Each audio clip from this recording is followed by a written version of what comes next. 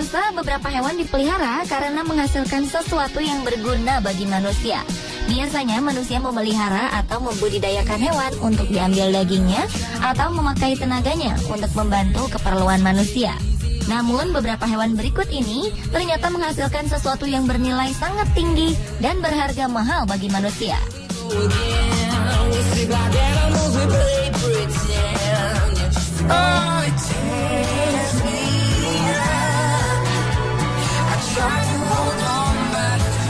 Bagi masyarakat kelas atas, kopi luwak sudah tidak asing lagi sebagai minuman pilihan. Kopi asli Indonesia yang rasanya nikmat ini merupakan kopi termahal di dunia. Harga 1 kilogram kopi luwak bisa mencapai $1.000 Amerika atau sekitar 11 juta rupiah. Uniknya, asal mula kopi luwak tidak semewah dari ketenarannya saat ini. Dimulai pada zaman penjajahan Belanda, ketika itu orang-orang pribumi dipaksa untuk menanam tanaman komersial yang ditentukan Belanda. Salah satu tanaman yang harus ditanam adalah bibit kopi Arabica yang didatangkan dari Yaman. Selain memberlakukan tanam paksa, Belanda juga melarang petani pribumi untuk mengkonsumsi buah kopi karena harga jualnya yang mahal. Suatu hari, seorang pekerja di perkebunan memperhatikan seekor luwak yang senang dengan biji kopi mengeluarkan kotorannya. Ternyata dalam kotoran luwak tersebut terdapat biji kopi yang masih utuh dan tidak tercerna. Pekerja tersebut kemudian memungut kotoran itu dan mencucinya, lalu mengolahnya menjadi sebuah minuman. Ternyata rasanya sangat nikmat dan beraroma khas. Kabar ini tercium oleh pemilik perkebunan yang merupakan warga Belanda. Ia pun akhirnya memasarkan kopi luwak ini dengan harga yang mahal karena proses pembuatannya yang tidak lazim itu.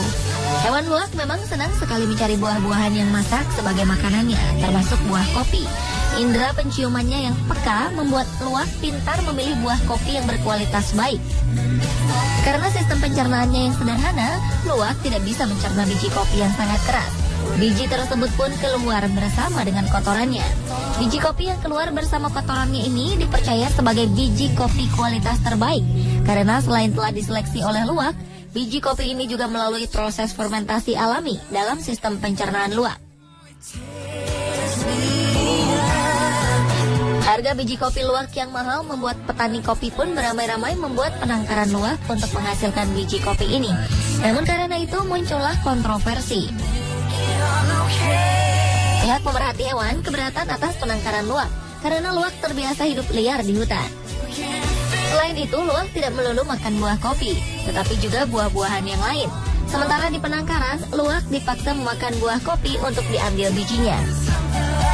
Di sisi lain, peternak luwak beralasan penangkaran luwak bisa menambah pendapatan negara karena hasil ekspor kopi luwak.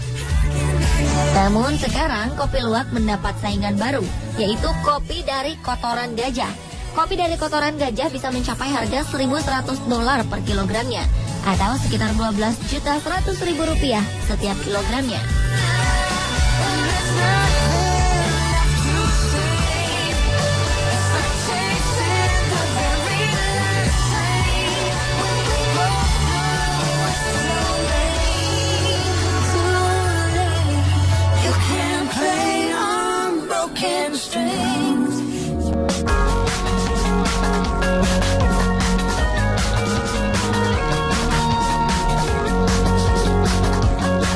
Satu lagi hewan yang mendatangkan rezeki yang melimpah bagi pemeliharanya, yaitu burung walet.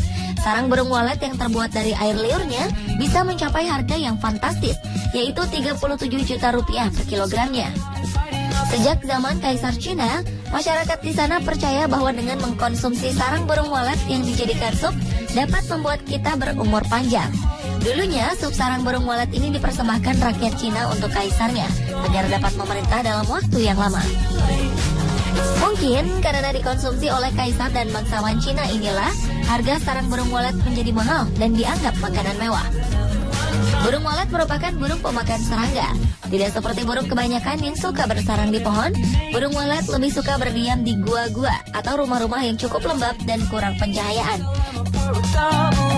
Langit-langit gua dan rumah tersebut menjadi tempat bagi burung walet untuk menempelkan sarangnya sebagai tempat beristirahat dan berkembang biak. Burung walet membuat sarangnya dari air liurnya sendiri. Jika dihembus angin, air liur tersebut akan mengeras dan membentuk sarang yang nyaman bagi burung walet. Kandungan nutrisi yang terdapat pada sarang burung walet ini adalah protein yang cukup tinggi serta kandungan mineral seperti kalsium, kalium, fosfor, nitrogen, natrium, dan zat besi. Kandungan ini membuat sarang burung walet memiliki banyak khasiat bagi kesehatan dan kecantikan. Karena menguntungkan, penangkaran walet pun semakin menjamur di Indonesia. Hal ini membuat sarang walet tidak lagi langka dan sulit didapat. Banyaknya penangkaran walet membuat harga walet saat ini jatuh sampai hanya berharga 5 juta setiap kilogramnya.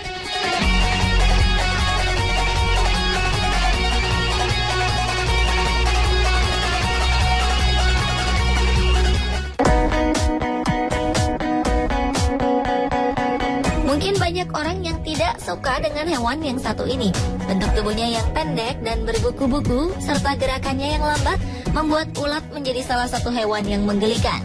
Belum lagi beberapa ulat menimbulkan rasa gatal bagi tangan yang menyentuhnya. Namun jangan salah, jenis ulat yang satu ini tidak menimbulkan rasa gatal jika disentuh. Bahkan, ia mendatangkan rezeki yang berlimpah bagi orang yang ingin memeliharanya. Inilah ulat sutra. Seperti namanya, ulat jenis ini menghasilkan serat pada kepompongnya yang bisa dimanfaatkan menjadi kain jenis sutra.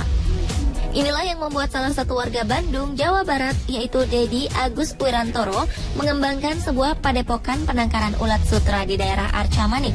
Berawal sejak zaman penjajahan Jepang, Jepang membutuhkan pohon murbei dengan jumlah yang banyak untuk makanan ulat sutra yang mereka ternakan. Serat pada kepompong ulat sutra itu dimanfaatkan untuk membuat parasut.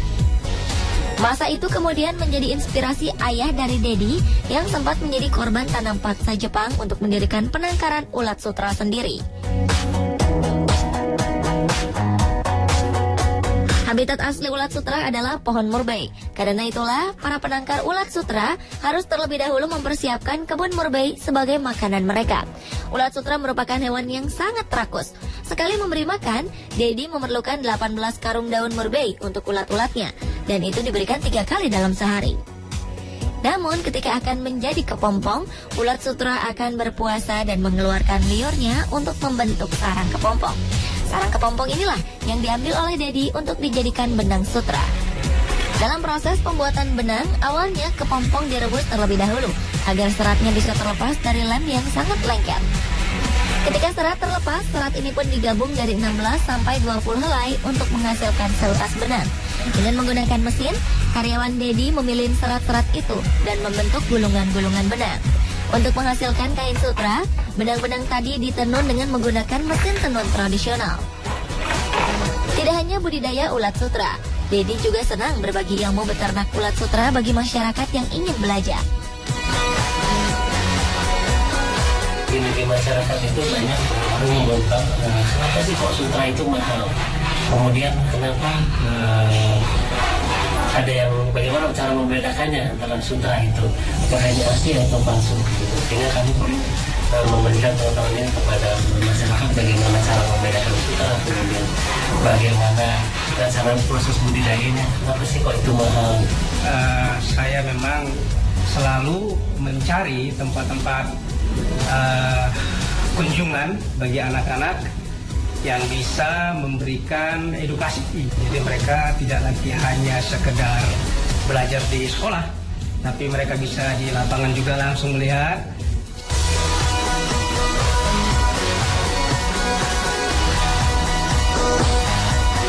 Pemirsa, itulah hewan-hewan yang menghasilkan sesuatu yang dapat berharga mahal bagi manusia.